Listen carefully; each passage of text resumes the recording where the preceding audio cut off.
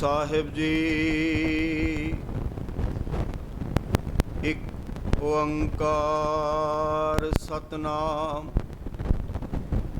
करता पुरख निर्भव निर्वैर अकाल मूरत अजूनी सैभं गुर प्रसाद।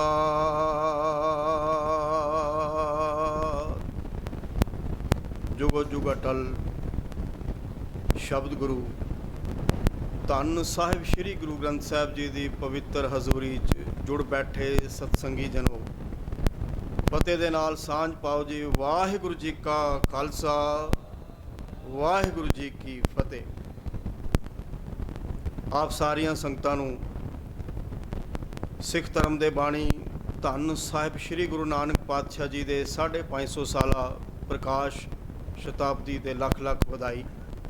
दास वालों अते दास की पूरी टीम वालों गुरु ग्रंथ साहिब स्टडी सर्कल पिछले कुछ समय तो गुरु ग्रंथ साहिब जी की विचारधारा घर घर पहुँचाने के लिए यतनशील है। संबंधित वीर भैन अलग अलग थावां ते जिवें इत्थे भी कथावां चलदियां हर एतवार नूं, इस तरह इसे संबंध के अंदर जो आप जी के सहयोग के नाल समुची साध संगत के सहयोग के नाल इत्थे दे प्रबंधक वीरां ने ये महान अलौकिक समागम उलीकिया है। धन गुरु नानक पातशाह जी की याद नूं समर्पित 550 साला प्रकाश पुरब की शताब्दी। अज इस समागम का पहला दिन है। तकरीबन एक हफ्ता ये समागम चलणगे। जिवें सत्कारयोग वीर जी ने भी आप जी के सन्मुख बेनती की है, दास वालों भी बेनती है कि ये समुचा इतिहास धन गुरु नानक पातशाह जी की जीवनी, उन्हों का फलसफा, उन्हों का सिद्धांत, उन्होंने दिती हुई अदुੱਤੀ विचारधारा जो उन्होंने केवल सिख पंथ नूं ही नहीं समुचे जगत नूं दिती है, समुचे संसार नूं बख्शिश की है, वो आपां कुछ विचारां साझियां करन दा यतन करांगे। इतिहास राही, बाणी राही, उन्होंने जीवन राही ये मुकम्मल नहीं की जा सकेगी, लेकिन फिर भी कोशिश करांगे कुछ ना कुछ आपां गुरु नानक पातशाह जी की जीवनी तो सेध लै सकीए। जिथे तक आपां पहुँचांगे सतगुरु पातशाह बख्शिश करन, रहमत करन कि अपना मेहर भरिया हथ सिर ते रखण असीं ये विचार आरंभ करिए तो कुछ ना कुछ साडे पल्ले पवे, ताकि असी भी धन गुरु नानक पातशाह जी की अदुੱਤੀ विचारधारा दे नाल अपना जीवन रोशना सकीए।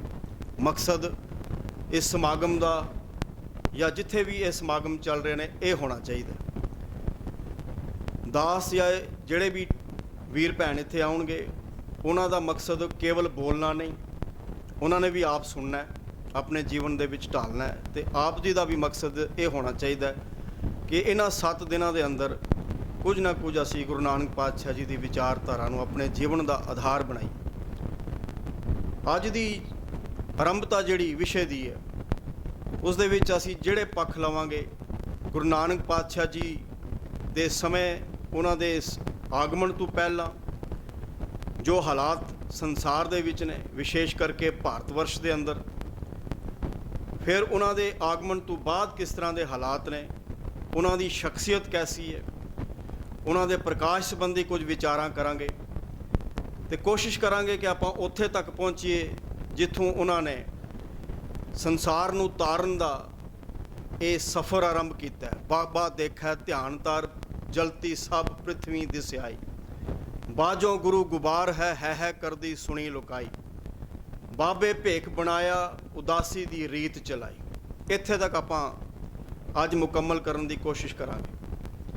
तो आपां जदों देखते हैं धन गुरु नानक पातशाह जी दे बारे गुरु अर्जन पातशाह जी कहते, मैं मूर्ख की केतक बात है, कोट पराधी तरिया रे, गुरु नानक जिन सुनिया पेखिया से फिर गरबास ना परिया रे। कहते जिन्होंने गुरु नानक पातशाह जी नूं देखिया, उन्होंने दीदार किए, किवें दीदार किए, अज आपां किवें दीदार करांगे। धन गुरु नानक पातशाह जी की अदुੱਤੀ देन जो बाणी उन्होंने रचना की है, बाणी राही गुरु साहिबान के दीदार ਜਿਨ੍ਹਾਂ ਨੇ ਸੁਣਿਆ ਪੜ੍ਹਿਆ ਕਹਿੰਦੇ ਉਹਨਾਂ ਦਾ ਤਾਂ ਜਨਮ ਮਰਨ ਹੀ ਕੱਟਿਆ ਗਿਆ। ਕਹਿੰਦੇ ਮੈਂ ਮੂਰਖ ਕੀ ਕੇਤਕ ਬਾਤ ਹੈ, ਮੇਰੀ ਗੱਲ ਨਾ ਕਹੋ। ਕੋਟ ਅਪਰਾਧੀ ਤਰਿਆਰੇ, ਕਰੋੜਾਂ ਹੀ ਪਾਪ ਕਰਨ ਵਾਲੇ ਬੰਦੇ, ਮੇਰੇ ਇਕੱਲੇ ਦੀ ਗੱਲ ਨਹੀਂ, ਗੁਰੂ ਅਰਜਨ ਪਾਤਸ਼ਾਹ ਜੀ ਕਹਿ ਰਹੇ। ਕੋਟ ਅਪਰਾਧੀ ਤਰਿਆਰੇ, ਗੁਰੂ ਨਾਨਕ ਜਿਨ ਸੁਣਿਆ ਪੇਖਿਆ ਸੇ ਫਿਰ ਗਰਬਾਸ ਨਾ ਭਰਿਆ। ਉਹਨਾਂ ਦਾ ਜਨਮ ਮਰਨ ਕੱਟਿਆ ਗਿਆ। ਐਸਾ ਮਹਾਨ ਗੁਰੂ ਧੰਨ ਗੁਰੂ ਨਾਨਕ ਪਾਤਸ਼ਾਹ ਜੀ। ਜਦੋਂ ਸੰਸਾਰ ਦੇ ਵਿੱਚ ਉਹਨਾਂ ਦਾ ਆਗਮਨ ਹੁੰਦਾ ਹੈ ਤੇ ਕਿਸ ਤਰ੍ਹਾਂ ਦੇ ਹਾਲਾਤ ਨੇ, ਗੁਰੂ ਨਾਨਕ ਪਾਤਸ਼ਾਹ ਜੀ ਆਪਣੀ ਬਾਣੀ ਦੇ ਅੰਦਰ ਆਪ ਇਸ ਦਾ ਜ਼ਿਕਰ ਕਰਦੇ ਹੈ। ਕਲ ਕਾਤੀ ਰਾਜੇ ਕਾਸਾਈ, ਧਰਮ ਪੰਖ ਕਰੁ ਡਰਿਆ। ਕੂੜ ਅਮਾਵਸ ਸੱਚ ਚੰਦਰਮਾ ਦਿਸੈ ਨਾਹੀ ਕਹਿ ਚੜਿਆ। ਹਉ ਭਾਲ ਵਿਕੁੰਨੀ ਹੋਈ, ਆਂਧੇਰਾ ਰਾਹ ਨਾ ਕੋਈ। ਕਹਿੰਦੇ ਐਸੀ ਕੂੜ ਦੀ ਇੱਕ ਕਾਲੀ ਬੋਲੀ ਰਾਤ ਹੈ ਜਿਸ ਵਿੱਚ ਸੱਚ ਦਾ ਚੰਦਰਮਾ ਨਜ਼ਰ ਨਹੀਂ ਆ ਰਿਹਾ। ਧਰਮ ਮਾਨੋ ਖੰਭ ਲਗਾ ਕੇ ਉੜ ਗਿਆ। ਰਾਜੇ ਪਾਪ ਕਮਾ ਰਹੇ ਨੇ, ਕਸਾਈਆਂ ਦਾ ਕੰਮ ਕਰਦੇ, ਪਾਪ ਪ੍ਰਜਾ ਨੂੰ ਦਬਾ ਕੇ ਰੱਖਿਆ, ਪ੍ਰਜਾ ਦੇ ਹੱਕਾਂ ਨੂੰ ਮਾਰੀ ਜਾਂਦੇ ਹੈ। ਇਸ ਤਰ੍ਹਾਂ ਦੀ ਹਾਲਤ ਹੈ। ਤੇ ਭਾਈ ਗੁਰਦਾਸ ਜੀ ਜਦੋਂ ਉਹਨਾਂ ਹਾਲਾਤਾਂ ਦਾ ਜ਼ਿਕਰ ਕਰਦੇ, ਉਹ ਵੀ ਇਹੀ ਗੱਲ ਕਹਿੰਦੇ, ਕੱਲ ਆਈ ਕੁੱਤੇ ਮੂਈ, ਖਾਜ ਹੋਆ ਮੁਰਦਾਰ ਗੁਸਾਈ। ਰਾਜੇ ਪਾਪ ਕਮਾਉਂਦੇ, ਉਲਟੀ ਵਾੜ ਖੇਤ ਕੋ ਖਾਈ। ਪ੍ਰਜਾ ਅੰਧੀ ਗਿਆਨ ਬਿਨ, ਕੂੜ ਕੁਸੱਤ ਮੁਖੋਂ ਲਾਈ। ਫਿਰ ਅੱਗੇ ਜ਼ਿਕਰ ਕਰਦੇ, ਰਾਜੇ ਪਾਪ ਕਮਾਉਂਦੇ, ਉਲਟੀ ਵਾੜ ਖੇਤ ਕੋ ਖਾਈ। ਪ੍ਰਜਾ ਅੰਧੀ ਗਿਆਨ ਬਿਨ, ਕੂੜ ਕੁਸੱਤ ਮੁਖੋਂ ਲਾਈ। ਰਾਜੇ ਦਾ ਕੰਮ ਕੀ ਹੈ? ਰਾਜਾ ਮਾਨੋ ਇੱਕ ਵਾੜ ਹੈ ਜਿਸ ਦੇ ਉੱਪਰ, ਜਿਸ ਥਾਂ ਤੇ ਉਹ ਰਾਜ ਕਰਦਾ ਹੈ, ਉਹ ਮਾਨੋ ਪ੍ਰਜਾ ਇੱਕ ਫਸਲ ਹੈ। ਫਸਲ ਦੇ ਆਲੇ ਦੁਆਲੇ ਰਾਜੇ ਨੇ ਵਾੜ ਲਗਾਈ ਹੁੰਦੀ। ਅੱਜ ਵੀ ਆਪਾਂ ਦੇਖਦੇ ਹਾਂ ਨਾ, ਆਰਮੀ ਹੈ ਸਾਡੀ, ਜਾਂ ਜਿਹੜੇ ਰਾਜ ਕਰਨ ਵਾਲੇ ਬਾਰਡਰ ਦੇ ਵਿੱਚ ਅਸੀਂ ਦੇਖਦੇ ਹਾਂ ਆਰਮੀ ਹੈ, BSF ਹੈ, CRPF ਹੈ, ਬਾਹਰੋਂ ਕੋਈ ਹਮਲਾ ਨਾ ਕਰੇ। ਹੁਣ ਜੇ ਖੇਤ ਦੇ ਆਲੇ ਦੁਆਲੇ ਵਾੜ ਲਗਾਈ ਆ, ਉਸ ਦਾ ਕੰਮ ਹੈ ਖੇਤ ਦੀ ਹਿਫਾਜ਼ਤ ਕਰਦੀ ਆ ਉਹ। ਪਰ ਜੇ ਵਾੜ ਹੀ ਖੇਤ ਨੂੰ ਖਾਣ ਲੱਗੇ, ਉਸ ਖੇਤ ਨੂੰ ਕੋਈ ਨਹੀਂ ਬਚਾ ਸਕਦਾ। ਜੰਗਲੀ ਜਾਨਵਰਾਂ ਤੋਂ ਬਚਾਉਣ ਦੇ ਲਈ ਉਸ ਦੇ ਆਲੇ ਦੁਆਲੇ ਵਾੜ ਲਗਾਈ ਜਾਂਦੀ ਖੇਤ ਦੇ। ਪਰ ਜੇ ਵਾੜ ਹੀ ਖਾਣ ਲੱਗੇ, ਵਾੜ ਹੀ ਹਮਲਾਵਰ ਹੋ ਜਾਏ, ਬਸ ਕਹਿੰਦੇ ਇਸੇ ਤਰ੍ਹਾਂ ਹੀ ਰਾਜਾ ਜਿਹੜਾ ਹੈ, ਉਲਟੀ ਵਾੜ ਖੇਤ ਕੋ ਖਾਈ। ਪ੍ਰਜਾ ਅੰਧੀ ਗਿਆਨ ਬਿਨ, ਕੂੜ ਕੁਸੱਤ ਮੁਖੋਂ ਲਾਈ। ਹਰ ਪਾਸੇ ਝੂਠ ਹੀ ਝੂਠ ਹੈ। ਤੇ ਕਹਿੰਦੇ ਚੇਲੇ ਸਾਜ਼ ਵਜਾਏਂਦੇ, ਨੱਚਨ ਗੁਰ ਬਹੁਤ ਵਿਦ ਭਾਈ। ਚੇਲੇ ਸਾਜ਼ ਵਜਾਉਂਦੇ ਹੈ ਤੇ ਉਹਨਾਂ ਦੇ ਅਖੋਤੀ ਕਹਿਣ ਵਾਲੇ ਗੁਰੂ ਨੱਚਦੇ। ਜਿਵੇਂ ਅੱਜ ਵੀ ਆਪਾਂ ਦੇਖਦੇ ਨੇ, ਕਈ ਸਟੇਜਾਂ ਤੇ ਨੱਚਦੇ, ਕਈ ਤੇ ਜੇਲ੍ਹਾਂ ਦੇ ਅੰਦਰ ਨੇ, ਕਈਆਂ ਨੇ ਜਾਣਾ। ਸੇਵਕ ਬੈਠਣ ਘਰਾਂ ਵਿੱਚ, ਗੁਰ ਉੱਠ ਘਰੀ ਤਿਨਾੜੇ ਜਾਈ। ਫਿਰ ਅੱਗੇ ਜ਼ਿਕਰ ਕਰਦੇ ਜੋ ਇੰਪਾਰਟੈਂਟ ਹੈ, ਇਸਤਰੀ ਪੁਰਖ ਹੈ ਦਾਮ ਹਿਤ, ਭਾਵੇਂ ਆਏ ਕਿਥਾਉ ਜਾਈ। ਇਸਤਰੀ ਤੇ ਪੁਰਖ ਸਮਾਜ ਦੀ ਇੱਕ ਬਣਤਰ ਹੈ, ਲੇਕਿਨ ਪਿਆਰ ਕਿਸ ਦਾ? ਪੈਸੇ ਦਾ ਪਿਆਰ ਹੈ। ਜਿਹਦੇ ਆਪਾਂ ਜ਼ਿਕਰ ਕਰਾਂਗੇ। ਕਹਿੰਦੇ ਬਸ ਮਾਇਆ ਦਾ ਪਿਆਰ ਹੈ, ਕੋਈ ਸਤਸੰਗੀ ਰਿਸ਼ਤਾ ਨਹੀਂ ਹੈ, ਮਾਇਆ ਦਾ ਪਿਆਰ ਹੈ। ਇਸਤਰੀ ਪੁਰਖ ਹੈ ਦਾਮ ਹਿਤ, ਭਾਵੇਂ ਆਏ ਕਿਥਾਉ ਜਾਈ। ਮਰਦ ਆਪਣੇ ਢੰਗ ਨਾਲ ਚਲੀ ਜਾ ਰਿਹਾ ਹੈ, ਇਸਤਰੀ ਆਪਣੇ ਢੰਗ ਦੇ ਨਾਲ ਚਲੀ ਜਾ ਰਹੀ। ਇਸ ਤਰ੍ਹਾਂ ਦੀ ਹਾਲਤ ਭਾਈ ਗੁਰਦਾਸ ਜੀ ਜ਼ਿਕਰ ਕਰਦੇ ਹੈ। ਜਦੋਂ ਇਹ ਹਾਲਤ ਹੈ ਤੇ ਧੰਨ ਗੁਰੂ ਨਾਨਕ ਪਾਤਸ਼ਾਹ ਜੀ ਸੰਸਾਰ ਦੇ ਵਿੱਚ ਆਉਂਦੇ ਇਸ ਭਿਆਨਕ ਸਮੇਂ ਦੇ ਅੰਦਰ। ਹੁਣ ਜਦੋਂ ਆਪਾਂ ਥੋੜ੍ਹਾ ਜਿਹਾ ਉਹਨਾਂ ਦੇ ਆਗਮਨ ਤੋਂ ਪਹਿਲਾਂ ਆਪਾਂ ਭਾਰਤ ਵਰਸ਼ ਦੀ ਗੱਲ ਕਰੀਏ, ਤੇ ਅਸੀਂ ਦੇਖਦੇ ਹਾਂ ਕਿ ਭਾਰਤ ਵਰਸ਼ ਜਿਹੜਾ 700-800 ਜਿਹੜਾ ਸਾਲ ਪਹਿਲਾਂ ਗੁਲਾਮ ਹੈ, 7ਵੀਂ 8ਵੀਂ ਸਦੀ ਤੋਂ ਗੁਲਾਮ ਹੋਇਆ। ਮੁਹੰਮਦ ਗੋਰੀ ਇੱਥੇ ਆਉਂਦਾ ਹੈ, ਗਜ਼ਨਵੀ ਇੱਥੇ ਆਉਂਦਾ ਹੈ, ਖਿਲਜੀ ਇੱਥੇ ਆਉਂਦੇ ਨੇ, ਤੈਮੂਰ ਲੰਘ ਆਉਂਦਾ ਹੈ, ਫਿਰੋਜ਼ ਸ਼ਾਹ ਤੁਗਲਕ ਆਉਂਦਾ ਹੈ, ਸਿਕੰਦਰ ਲੋਧੀ ਆਉਂਦਾ ਹੈ, ਉਸ ਤੋਂ ਬਾਅਦ ਬਾਬਰ ਆਉਂਦਾ ਹੈ। 250 ਸਾਲ ਦਾ ਰਾਜ, ਮੁਗਲ ਸਾਮਰਾਜ ਇਤਨਾ ਵੱਡਾ ਰਾਜ ਰਿਹਾ। ਜਦੋਂ ਇਹ ਸਾਰੇ ਆਉਂਦੇ ਆਪਣੇ ਆਪਣੇ ਸਮੇਂ ਦੇ ਅੰਦਰ, ਤਕਰੀਬਨ 1204 ਤੋਂ ਬਾਅਦ ਪੂਰਾ ਭਾਰਤ ਵਰਸ਼ ਜਿਹੜਾ ਇਹਨਾਂ ਦਾ ਗੁਲਾਮ ਬਣਦਾ ਹੈ। ਹਮਲੇ ਕਰਦੇ ਆ, ਥੋੜੇ ਥੋੜੇ ਆਪਣੀ ਫੌਜ ਲੈ ਕੇ ਆਉਂਦੇ, ਹਮਲੇ ਕਰਕੇ ਲੁੱਟ ਖਸੁੱਟ ਕਰਕੇ ਚਲੇ ਜਾਂਦੇ। ਪਰ 1204 ਤੋਂ ਬਾਅਦ ਤਕਰੀਬਨ ਮੁਕੰਮਲ ਤੌਰ ਤੇ ਇਹ ਭਾਰਤ ਵਰਸ਼ ਗੁਲਾਮ ਹੋ ਜਾਂਦਾ ਹੈ ਦੂਜੇ ਹਮਲਾਵਰਾਂ ਦਾ। 1395 ਤੋਂ ਲੈ ਕੇ 1295 ਤੋਂ ਲੈ ਕੇ 1316 ਤੱਕ ਤਕਰੀਬਨ ਇਹ ਕੋਈ 20-21 ਸਾਲ ਦਾ ਸਮਾਂ ਬਣਦਾ ਹੈ। ਅਲਾਉਦੀਨ ਖਿਲਜੀ ਨੇ ਕਈ ਹਮਲੇ ਕੀਤੇ ਭਾਰਤ ਵਰਸ਼ ਦੇ ਉੱਪਰ, ਤੇ ਉਸ ਦਾ ਕਾਜ਼ੀ ਉਸਨੇ ਇਹ ਹੁਕਮ ਕਰ ਦਿੱਤਾ ਸੀ ਕਿ ਹਿੰਦੂ ਸਾਡੀ ਧਰਤੀ ਵਾਂਗ ਨੇ, ਧਰਤੀ ਦੇ ਉੱਪਰ ਆਪਾਂ ਚੱਲਦੇ ਹਾਂ ਨਾ, ਧਰਤੀ ਸਾਡੇ ਪੈਰਾਂ ਦੇ ਥੱਲੇ ਹੈ। ਕਹਿੰਦੇ ਹਿੰਦੂ ਸਾਡੀ ਧਰਤੀ ਵਾਂਗ ਨੇ, ਆਪਾਂ ਇਹਨਾਂ ਦੇ ਉੱਪਰ ਰਾਜ ਕਰਨ ਦੇ ਲਈ ਆਏ ਹਾਂ। ਜੇ ਕੋਈ ਮੁਸਲਮਾਨ ਹਿੰਦੂ ਦੇ ਮੂੰਹ ਤੇ ਥੁੱਕਣਾ ਚਾਹੇ, ਉਹਨੂੰ ਆਪਣਾ ਮੂੰਹ ਖੋਲ ਦੇਣਾ ਚਾਹੀਦਾ। ਇਹ ਉਹਨੇ ਸ਼ਰਅ ਦੇ ਅਨੁਸਾਰ ਹੀ ਇੱਕ ਹੁਕਮ ਕਰਤਾ, ਕਿਉਂਕਿ ਜਿਵੇਂ ਆਪਾਂ ਅੱਜ ਦੇਖਦੇ ਹਾਂ ਨਾ, ਇਸ ਤਰ੍ਹਾਂ ਦਾ ਸਿਸਟਮ ਹੈ। ਉਸ ਵਕਤ ਰਾਜ ਦਰਬਾਰ ਦੇ ਵਿੱਚ ਕਾਜ਼ੀ ਜੱਜ ਦਾ ਕੰਮ ਵੀ ਕਰਦਾ ਸੀ, ਜਿਵੇਂ ਅੱਜ ਇਹ ਫਤਵੇ ਸੁਣਾਉਂਦੇ ਸਾਡੀ ਅੱਜ ਕੱਲ੍ਹ ਅਦਾਲਤਾਂ ਨੇ। ਉਹਨੇ ਕਿਹਾ ਬਈ ਹਿੰਦੂ ਦੇ ਮੂੰਹ ਦੇ ਵਿੱਚ ਥੁੱਕਣਾ ਚਾਹੇ ਤਾਂ ਉਹਨੂੰ ਮੂੰਹ ਖੋਲ ਦੇਣਾ ਚਾਹੀਦਾ ਹੈ, ਅਤੇ ਉਸ ਕੋਲੋਂ ਜੇ ਚਾਂਦੀ ਮੰਗੀ ਜਾਏ ਉਹਨੇ ਖੁਸ਼ੀ ਦੇ ਨਾਲ ਹੱਸ ਕੇ ਸੋਨਾ ਦੇ ਦੇਣਾ ਚਾਹੀਦਾ ਹੈ, ਅਤੇ ਜੇ ਨਹੀਂ ਤਾਂ ਉਸਦੇ ਘਰ ਘਾਟ ਤਬਾਹ ਕਰ ਦਿੱਤੇ ਜਾਣੇ ਚਾਹੀਦੇ ਨੇ। ਇਹ ਅਲਾਉਦੀਨ ਖਿਲਜੀ ਦੇ ਸਮੇਂ ਹੈ। ਜਲਾਲੂਦੀਨ ਖਿਲਜੀ ਆਉਂਦਾ ਹੈ, ਉਹਨੇ ਇੱਥੇ ਰਾਜ ਕੀਤਾ, ਅਤੇ ਕਹਿੰਦੇ ਕਿ ਉਸਨੇ 22,000 ਹਿੰਦੂ ਸਮਾਜ ਦੀਆਂ ਲੜਕੀਆਂ ਨੂੰ ਗੁਲਾਮ ਬਣਾਇਆ ਅਤੇ ਆਪਣੇ ਫੌਜੀਆਂ ਦੇ ਵਿੱਚ ਵੰਡਿਆ। ਇਹ ਇਸ ਤਰ੍ਹਾਂ ਦੀ ਹਾਲਤ ਹੈ। ਫਿਰ ਉਸ ਤੋਂ ਬਾਅਦ ਤੈਮੂਰ ਲੰਗ ਆਉਂਦਾ ਹੈ। ਉਸ ਦੇ ਵਿੱਚ ਇਤਿਹਾਸ ਇਹ ਜ਼ਿਕਰ ਕਰਦਾ ਹੈ ਕਿ ਉਹਨੇ 5,000 ਦੀਪਾਲਪੁਰ ਦੇ ਵਿੱਚ, 14,000 ਅਯੁੱਧਿਆ ਦੇ ਵਿੱਚ ਅਤੇ 20,000 ਬ੍ਰਾਹਮਣ ਜਿਹੜੇ ਨੇ ਬਨਾਰਸ ਦੇ ਕਤਲ ਕੀਤੇ ਹੈ।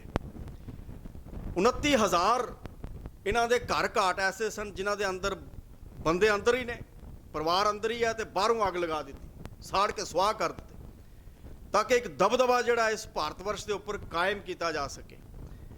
ਇਸ ਤਰ੍ਹਾਂ ਦੇ ਹਾਲਾਤ 700-800 ਸਾਲ ਚੱਲਦੇ ਰਹੇ, ਅਤੇ ਜਦੋਂ ਗੁਰੂ ਨਾਨਕ ਪਾਤਸ਼ਾਹ ਜੀ ਦਾ ਆਗਮਨ ਹੈ ਅਤੇ ਸਿਕੰਦਰ ਲੋਧੀ ਦਾ ਰਾਜ ਹੈ ਇੱਥੇ। ਸਿਕੰਦਰ ਲੋਧੀ 1469 ਦੇ ਵਿੱਚ ਗੁਰੂ ਨਾਨਕ ਪਾਤਸ਼ਾਹ ਜੀ ਦਾ ਆਗਮਨ ਹੈ। 1468 ਦੇ ਵਿੱਚ ਉਸ ਦਾ ਰਾਜ 1 ਸਾਲ ਪਹਿਲਾਂ ਸ਼ੁਰੂ ਹੁੰਦਾ ਹੈ। 1517 ਤੱਕ ਉਸ ਦਾ ਰਾਜ ਰਹਿੰਦਾ ਹੈ ਸਿਕੰਦਰ ਲੋਧੀ ਦਾ। ਅਤੇ ਉਹ ਉਸ ਸਮੇਂ ਵੀ ਹਾਲਾਤ ਇਸੇ ਤਰ੍ਹਾਂ ਹੀ ਨੇ। ਉਹ ਇੱਕ ਜ਼ਿਕਰ ਕਰਦੇ ਗੁਰੂ ਸਾਹਿਬ ਬਈ ਕਿਸ ਤਰ੍ਹਾਂ ਦੇ ਹਾਲਾਤ ਨੇ, ਰਾਜਨੀਤਿਕ ਹਾਲਾਤ। ਡਾਕਟਰ ਲਤੀਫ ਇਹ ਗੱਲ ਲਿਖਦਾ ਹੈ ਕਿ ਉਸ ਸਮੇਂ ਚੋਰੀ ਹੈ, ਠੱਗੀ ਹੈ, ਫਰੇਬ ਹੈ, ਧੋਖਾਧੜੀ ਹੈ, ਬੇਚੈਨੀ ਹੈ ਆਮ ਸਮਾਜ ਦੇ ਵਿੱਚ। ਉਹ ਸੋਚਦੇ ਕਦੋਂ ਸਾਡੇ ਚੰਗੇ ਦਿਨ ਆਉਣਗੇ, ਜਿਵੇਂ ਅੱਜ ਆਪਾਂ ਸੁਣਦੇ ਨਾ ਅੱਛੇ ਦਿਨ ਆਉਣਗੇ। ਉਹ ਲਿਖਦਾ ਡਾਕਟਰ ਲਤੀਫ ਕਿ ਆਮ ਲੋਕਾਂ ਦੇ ਅੰਦਰ ਇਹ ਬੇਚੈਨੀ ਹੈ ਕਿ ਕਦੋਂ ਸਾਡੇ ਚੰਗੇ ਦਿਨ ਆਉਣਗੇ, ਅਸੀਂ ਕੋਈ ਅੱਛੀ ਜ਼ਿੰਦਗੀ ਬਤੀਤ ਕਰਾਂਗੇ। ਅਤੇ ਉਹਨਾਂ ਕੋਲੋਂ ਜਜ਼ੀਆ ਅਤੇ ਟੈਕਸ ਕਈ ਪ੍ਰਕਾਰ ਦਾ ਸਿਕੰਦਰ ਲੋਧੀ ਦੇ ਸਮੇਂ ਉਗਰਾਇਆ ਜਾਂਦਾ, ਉਸ ਦੇ ਉੱਪਰ ਲੋਕੀ ਉਹ ਐਸ਼ ਕਰਦੇ ਹੈ। ਅਤੇ ਗੁਰੂ ਸਾਹਿਬ ਉਹਨਾਂ ਦਾ ਹਾਲਾਤਾਂ ਦਾ ਜ਼ਿਕਰ ਕਰਦੇ ਹੈ। ਇਹ ਬਾਬਰ ਤੇ ਪਹਿਲੇ ਦੇ ਸਮੇਂ ਦਾ ਹੈ। ਰਾਜੇ ਸ਼ੀਂ ਮੁਕੱਦਮ ਕੁੱਤੇ ਜਾਏ ਜਗਾਇਨ ਬੈਠੇ ਸੁੱਤੇ, ਚਾਕਰ ਨਹਿੰਦਾ ਪਾਇਨ ਘਾਓ ਰਤ ਪਿੱਤ ਕੁੱਤਿਓ ਚੱਟ ਜਾਓ। ਜ਼ਿਕਰ ਕਰਦੇ ਗੁਰੂ ਸਾਹਿਬ ਇਹ 3 ਟਾਇਰ ਸਿਸਟਮ ਹੈ। ਜਿਵੇਂ ਅੱਜ ਵੀ ਆਪਾਂ ਦੇਖਦੇ ਹਾਂ, ਅੱਜ ਵੀ ਤੁਸੀਂ ਜਿਹੜੀ ਹੈ ਇਸਲਾਮਿਕ ਕੰਟਰੀਜ਼, ਬਹੁਤ ਗਲਫ ਕੰਟਰੀਜ਼ ਦੇ ਵਿੱਚ ਹੈ, ਸੁਲਤਾਨ ਹੈ, ਉਸ ਦੇ ਅੱਗੇ ਵਜ਼ੀਰ ਨੇ, ਫਿਰ ਅੱਗੇ ਅਹਿਲਕਾਰ ਨੇ। ਅੱਜ ਵੀ ਅਸੀਂ ਦੇਖਦੇ ਹਾਂ ਪ੍ਰਾਈਮ ਮਿਨਿਸਟਰ ਹੈ, ਕਾਊਂਸਲ ਆਫ ਮਿਨਿਸਟਰ ਹੈ, ਅੱਗੇ ਫਿਰ ਸੈਕਟਰੀ ਜਾਂ ਆਫਿਸਰਸ ਨੇ। ਇਹ 3 ਟਾਇਰ ਸਿਸਟਮ ਉਸ ਵਕਤ ਵੀ ਸੀ, ਅੱਜ ਵੀ ਸੀ। ਗੁਰੂ ਸਾਹਿਬ ਇਹਨੂੰ ਕਿਵੇਂ ਡਿਫਾਈਨ ਕਰਦੇ? ਧੰਨ ਗੁਰੂ ਨਾਨਕ ਪਾਤਸ਼ਾਹ ਜੀ ਕਹਿੰਦੇ ਰਾਜੇ ਸ਼ੀਂ ਇਹ ਸਭ ਤੋਂ ਉੱਪਰ ਹੈ। ਜਿਹੜੇ ਰਾਜੇ ਨੇ ਮਾਨੋ ਸ਼ੇਰ ਬਣੇ ਹੋਏ ਨੇ। ਮੁਕੱਦਮ ਕੁੱਤੇ ਵਜ਼ੀਰ, ਉਹ ਕੁੱਤੇ ਨੇ, ਉਹਨਾਂ ਦੇ ਵਜ਼ੀਰ ਜਿਹੜੇ ਨੇ ਕੁੱਤੇ ਨੇ। ਮੁਕੱਦਮ ਕੁੱਤੇ ਜਾਏ ਜਗਾਇਨ ਬੈਠੇ ਸੁੱਤੇ, ਚਾਕਰ ਨਹਿੰਦਾ ਪਾਇਨ ਘਾਓ। ਚਾਕਰ ਅਹਿਲਕਾਰ, ਨੌਕਰ, ਆਫਿਸਰ ਜਾਂ ਸੈਕਟਰੀ ਜਿਵੇਂ ਅੱਜ ਕੱਲ੍ਹ ਨੇ। ਕਹਿੰਦੇ ਬਸ ਉਹ ਕੀ ਨੇ? ਉਹਨਾਂ ਦੀਆਂ ਨੂੰਦਰਾਂ ਨੇ। ਰਾਜਾ ਸ਼ੇਰ ਹੈ, ਸ਼ੇਰ ਦੀ ਤਰ੍ਹਾਂ ਉਸਦੀ ਹਾਲਤ ਹੈ, ਦਬਾ ਕੇ ਰੱਖਿਆ, ਹਰ ਕੋਈ ਡਰਦਾ ਉਸ ਦੇ ਕੋਲੋਂ। ਵਜ਼ੀਰ ਜਿਹੜੇ ਨੇ ਉਹ ਕੁੱਤਿਆਂ ਦੀ ਤਰ੍ਹਾਂ ਲੋਕਾਂ ਦਾ ਮਾਸ ਆਪਣੀਆਂ ਨੂੰਦਰਾਂ ਦੇ ਨਾਲ ਨੋਚਦੇ ਹੈ। ਜਿਹੜੇ ਵਜ਼ੀਰ ਨੇ ਉਹਨਾਂ ਕੋਲੋਂ ਖੂਨ ਕੱਢਦੇ ਉਹਨਾਂ ਦਾ। ਜਜ਼ੀਆ ਟੈਕਸ ਹਰ ਇੱਕ ਪ੍ਰਕਾਰ ਦਾ। ਜਾਏ ਜਗਾਇਨ ਬੈਠੇ ਸੁੱਤੇ, ਤੇ ਜਿਹੜੇ ਕੋਈ ਭਗਤੀ ਕਰਨ ਵਾਲੇ ਨੇ ਉਹਨਾਂ ਨੂੰ ਠੋਡੇ ਮਾਰ ਕੇ ਬਾਹਰ ਕੱਢਦੇ। ਬਈ ਤੁਸੀਂ ਕਿਹੜੀ ਭਗਤੀ ਦੀ ਗੱਲ ਕਰ ਰਹੇ ਹੋ? ਚਲੋ ਕੰਮ ਕਰੋ, ਚਲੋ ਇਸ ਤਰ੍ਹਾਂ ਕਰੋ। ਇਹ ਰਾਜੇ ਦਾ ਹੁਕਮ ਹੈ। ਕਹਿੰਦੇ ਇਸ ਤਰ੍ਹਾਂ ਦੀ ਹਾਲਤ ਹੈ। ਰਾਜੇ ਸ਼ੀਂ ਮੁਕੱਦਮ ਕੁੱਤੇ, ਇਹ ਮਾਸ ਤੇ ਬੋਟੀਆਂ ਖਾਣ ਵਾਲੇ ਰਾਜੇ ਨੇ। ਵਜ਼ੀਰ ਜਿਹੜੇ ਨੇ ਉਹ ਖੂਨ ਕੱਢਦੇ ਆਪਣੀਆਂ ਨੂੰਦਰਾਂ ਦੇ ਨਾਲ। ਇਸ ਤਰ੍ਹਾਂ ਦੀ ਹਾਲਤ ਹੈ ਸਮਾਜ ਦੇ ਅੰਦਰ। ਤੇ ਗੁਰੂ ਸਾਹਿਬ ਇਸ ਦਾ ਜ਼ਿਕਰ ਕਰਦੇ ਆ ਬਈ ਇਹ ਹਾਲਤ ਉਸ ਵਕਤ ਬਣਦੀ ਹੈ ਤੇ ਸਾਰੇ ਉਸ ਵਕਤ ਕੀ ਨੇ? ਐਸ਼ੋ ਇਸ਼ਰਤ ਦੇ ਵਿੱਚ ਨੇ। ਗੁਰੂ ਨਾਨਕ ਪਾਤਸ਼ਾਹ ਜੀ ਨੇ ਇਸ ਦਾ ਜ਼ਿਕਰ ਵੀ ਕੀਤਾ। ਜਦੋਂ ਬਾਬਰ ਦਾ ਹਮਲਾ ਹੁੰਦਾ ਨਾ, ਉਸ ਤੋਂ ਪਹਿਲਾਂ ਜਦੋਂ ਆਪਾਂ ਉਦਾਸੀਆਂ ਦੀ ਗੱਲ ਅੱਗੇ ਕਰਾਂਗੇ, ਐਮਨਾਬਾਦ ਪਹੁੰਚਦੇ ਆ, ਉੱਥੇ ਸ਼ਬਦ ਗਾਇਨ ਕੀਤਾ ਸੀ ਭਾਈ ਲਾਲੋ ਦੇ ਕੋਲ। ਅੱਗੋਂ ਦੇ ਜੇ ਚੇਤੀਆ ਤਾਂ ਕਾਇਤ ਮਿਲੈ ਸਜ਼ਾਏ। ਇਹ ਬਾਬਰ ਬਾਣੀ ਦੇ ਸ਼ਬਦਾਂ ਦੇ ਵਿੱਚ। ਸ਼ਾਹਾਂ ਸੁਰਤ ਗਵਾਈਆਂ ਰੰਗ ਤਮਾਸ਼ਾ ਚਾਏ।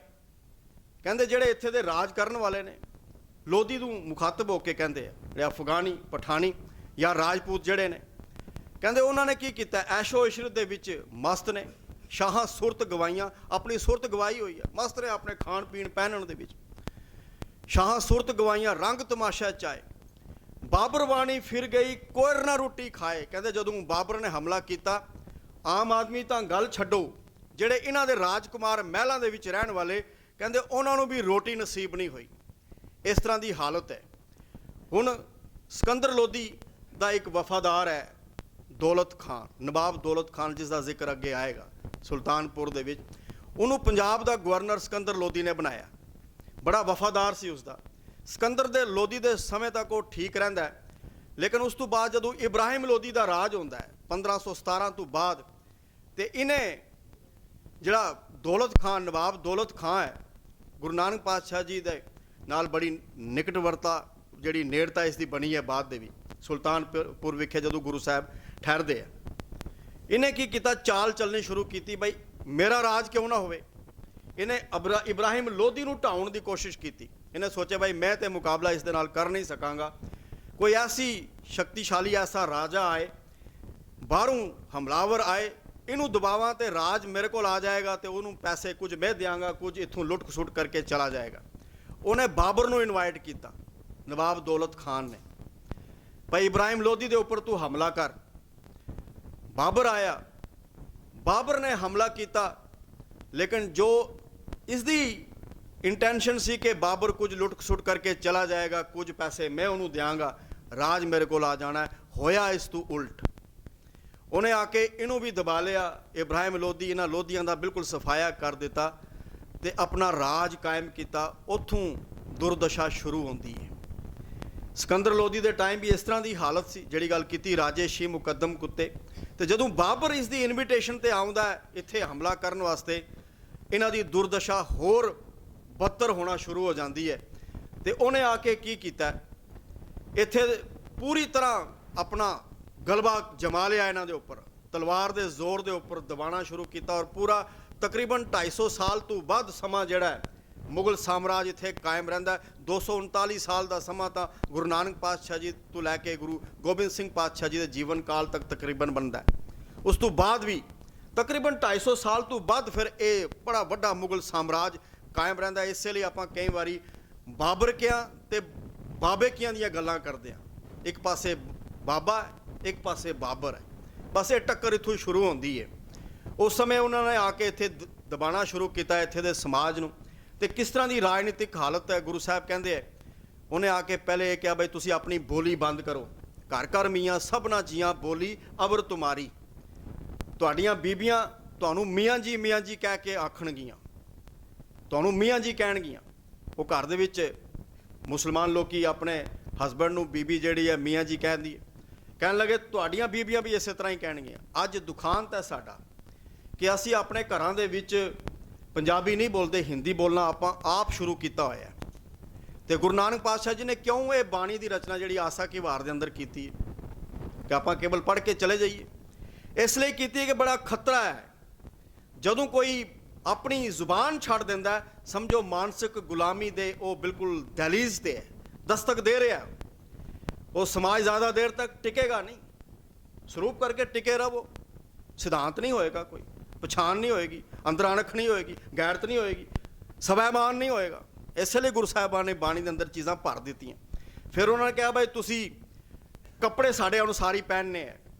ਸਾਰੀਆਂ ਚੀਜ਼ਾਂ ਦੇਖੋ ਗੁਰੂ ਨਾਨਕ ਪਾਤਸ਼ਾਹ ਜੀ ਨੇ ਜੋ ਅੱਜ ਸਿੱਖ ਸਮਾਜ ਕਰ ਰਿਹਾ ਹੈ ਉਹ ਦਰਜ ਕੀਤਾ ਇਸ ਦੇ।